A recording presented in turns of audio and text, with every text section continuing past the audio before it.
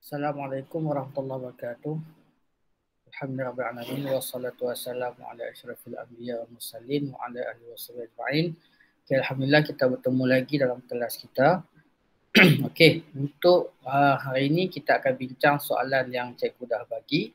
Okey, topik kita ialah sifat-sifat cahaya.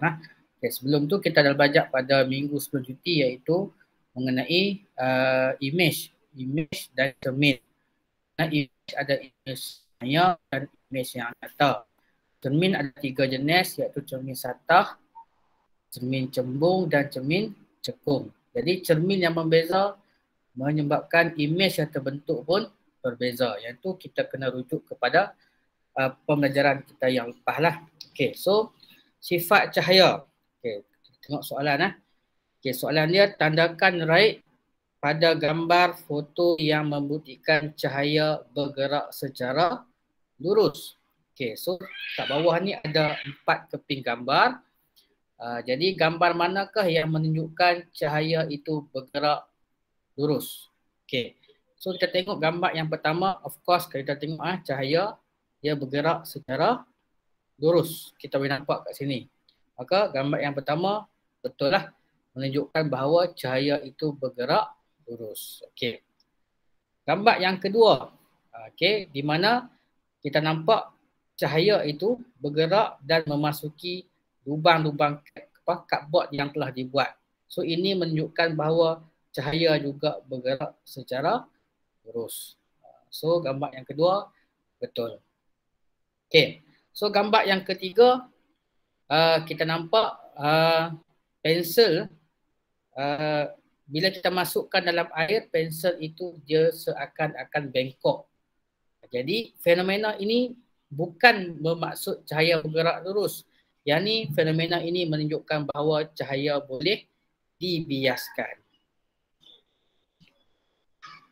Iaitu fenomena pembiasan cahaya. Jadi sifat cahaya juga, cahaya boleh dibiaskan, tetapi dia bukanlah menjawab soalan, sebab soalan kita membuktikan cahaya itu bergerak lurus. Okay.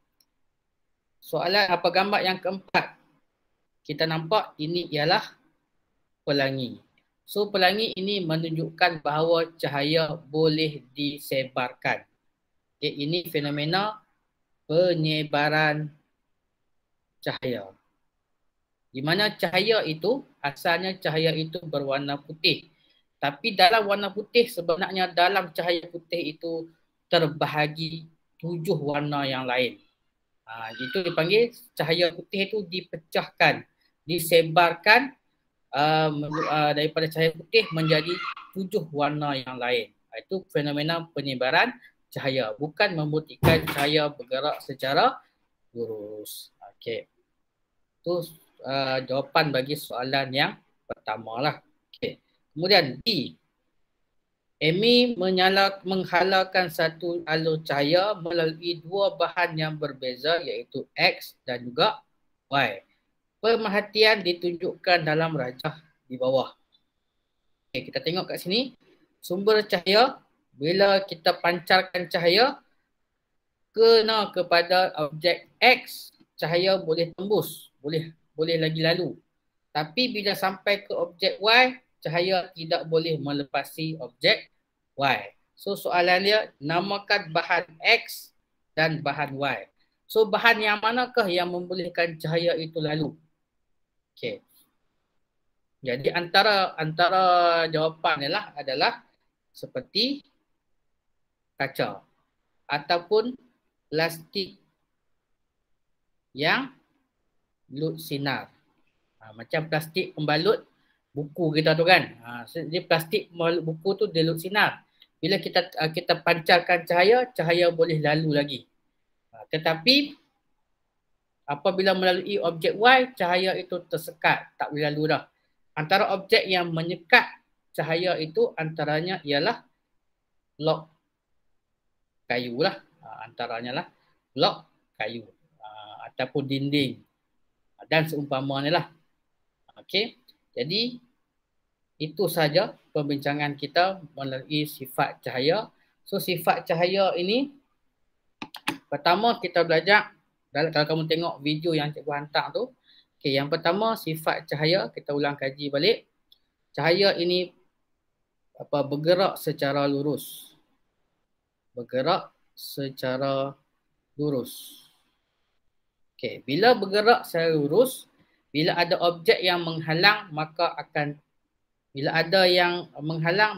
terbentuklah kita panggil bayang. Kan? Sebagai contoh, bila kita letak cahaya dekat cahaya lalu dekat dinding, okey lah.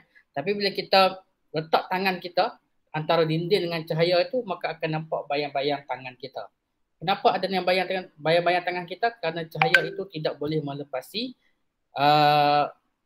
tangan kita dan dia bergerak lurus, maka akan terbentuklah bayang.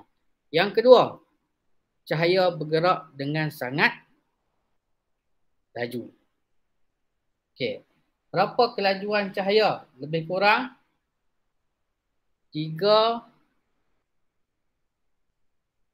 kali 10 kuasa 8 meter per saat. Maksud dia dalam masa 1 saat dia boleh bergerak 3 kali 10 kuasa 8. Maksud dia sangat-sangat laju. Sangat laju. Maka tak heranlah bila kita picit lampu saja, cahaya itu bergerak dengan sangat laju. Okey. Kemudian sifat yang ketiga, cahaya boleh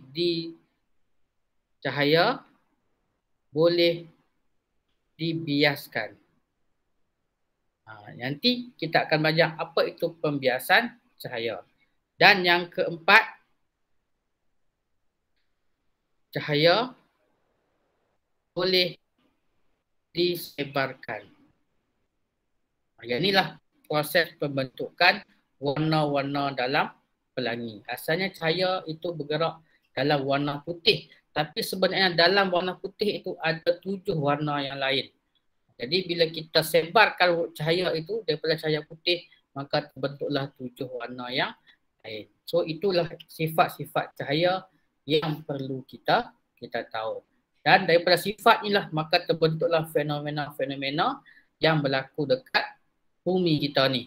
Bayang-bayang, pelangi. Kemudian kita tengok kenapa bila waktu siang, waktu tengah hari langit kita berwarna biru. Tapi waktu senja langit kita berubah menjadi warna oranye, warna merah. Dan waktu malam gelap. So macam mana perubahan cahaya ini berlaku? Disebabkan oleh adanya sifat-sifat cahaya ni lah. Okey, so sekian saja perbincangan kita. Assalamualaikum warahmatullahi wabarakatuh.